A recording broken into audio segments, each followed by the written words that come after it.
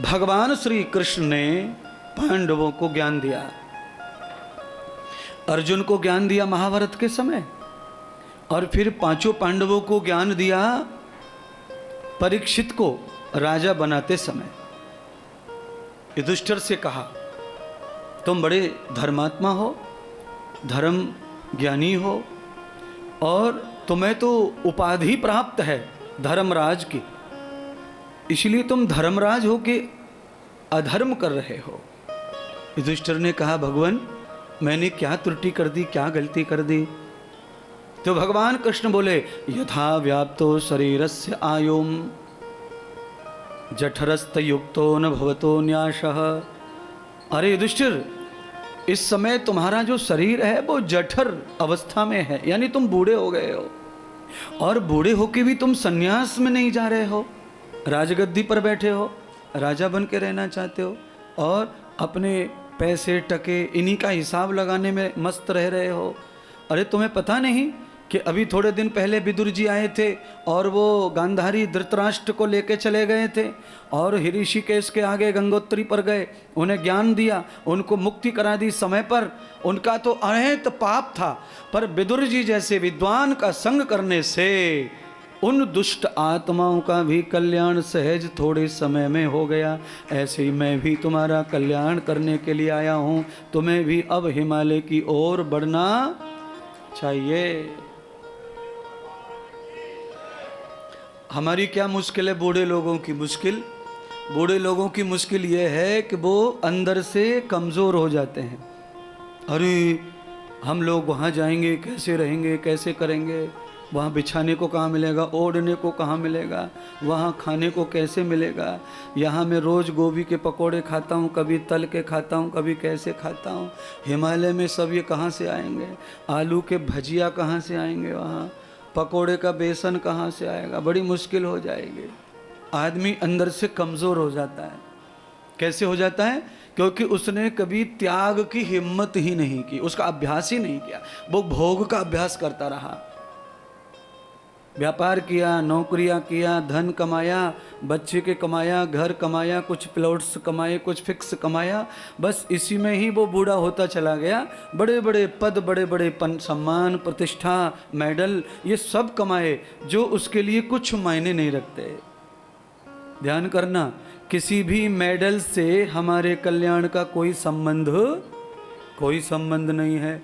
कितने सारे लोग गोल्ड मेडलिस्ट हैं, कितने सारे लोग अलग अलग पुरस्कारों से सम्मानित हैं। मुझे ही दुनिया भर के पुरस्कार मिले हुए,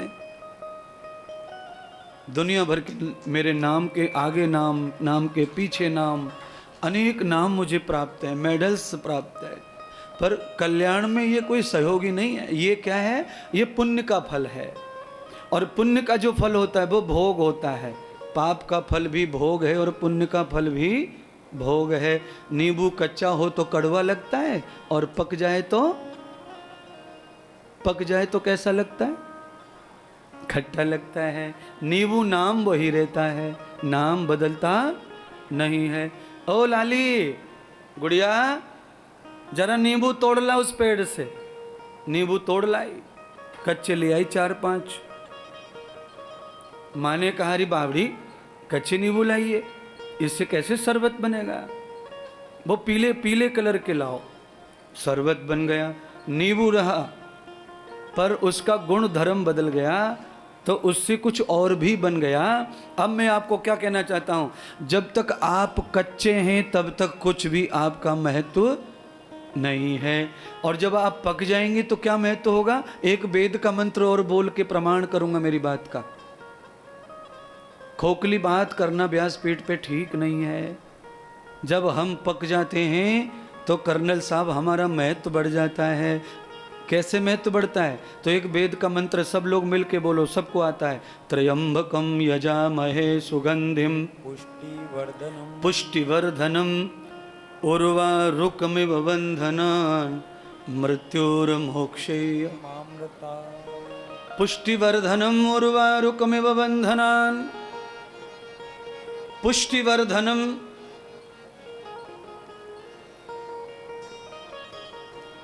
पुष्टि का सामान्य अर्थ होता है तंदुरुस्ती, स्वास्थ्य अच्छा हो उसे पुष्टि कहते हैं। पर वेद मंत्र में पुष्टि माने तंदुरुस्ती नहीं है। पुष्टि का अर्थ वेद मंत्र में अलग है। द्वया वेदाम च दर्शनम यथाम मेघवर्णम यथांतरम वाह्यम। पुष्टि का अर्थ वेद मंत्र में है कि अंदर और बाहर दोनों तरफ से समान रूप हो जाए, उसे पुष्टि कहते हैं। खरबूजा अंदर और बाहर एक जैसा कब होता है? जब वो पक जाता है। अच्छा, तरबूजा ऐसा नहीं होगा कर्नल साहब, तरबूजा पक जाएगा पर बाहर से पीला हो सकता नहीं है, बाहर से हरोई दिख है, अंदर घुलगो गलगो सड़गो, पर बाहर से पता ही नहीं चलता कि ये घुलगो गलगो सड़गो। खरबूजे का ही नाम लिया है परमात्मा ने मंत्र में, तरबूजे का नाम लिया ही नहीं है, क्योंकि दो रंग वाला है, दिखता हरा और निकलता लाल, धोखेबाज। खरबूजा ऐसा नहीं है, खरबूजा जैसा दिखता वैसा ही निकलता। मीठे मीठे में फर्क पड़ सकता है थोड़ा बहुत, पर सुगंधिम पुष्टिवर्धनम। कैसी मस्ती, कैसी पुष्टि चाहिए, कैसा बल चाहिए, तो कहा सुगंधिम पुष्टिवर्धनम। ऐसी पुष्टि चाहिए, ऐसा बल चाहिए कि अड़ोस पड़ोस में जो लोग कच्चे पड़े दुखी पड़े हैं वो भी हमारे प्रभाव से मस्त हो जाएं, प्रसन्न हो जाएं, वो भी पक जाएं, सुगंधित हो जाएं, वो भी माया रूपी बेल से छूट जाएं, अपने आप उन्हें भी तोड़ना ना पड़े यमराज को, यमदूतों को। ऐसी पुष्टि होनी चाहिए। इसको कहते हैं निहित कल्याण। ये निहित कल्याण है। पके हुए खरबूजे के साथ में जो संग करेगा वो खुद भी पक जाएगा। जिनका कल्याण तुम्हें दिखाई पड़ता है कि इनका कल्याण हर हाल में हो गया, अब इनका संग करेंगे तो हमारा भी ऐसा विश्वास हो तो ही गुरु बनाओ, तो ही साधु के पास जाओ, नहीं तो गुरुजी फुरुजी ही रहते हैं, साधु फाधु ही रहते हैं। कठिन है बहुत। हाँ, कभी कभी क्या होता है, सोते हुए कुत्ते को कुछ बच्चे छेड़ देते हैं और कुत्ता सोता हुआ डायरेक्ट काट लेता है। धोखा हो गया। हमने सोता हुआ समझ के उसके माथे पे मारा लात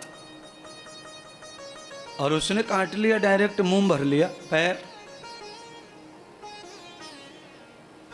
तो कभी समझो मत कि वो सोया है।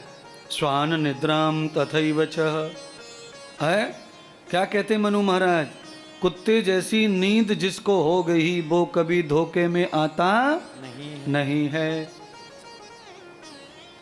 धोखा किसको होता है? कुंभकर्ण को। कुंभकर्ण को धोखे में रावण ने मरवाया। वो नींद में जगा, और जिनको सोने की आदत होती है, जो कच्ची नींद उठ जाए तो सोते ही रहते हैं चलते चलते, ऐसे लोगों को कुछ बात अर्जेंट बताओ तो आधी समझ में आती है, आधी समझ में आती नहीं है।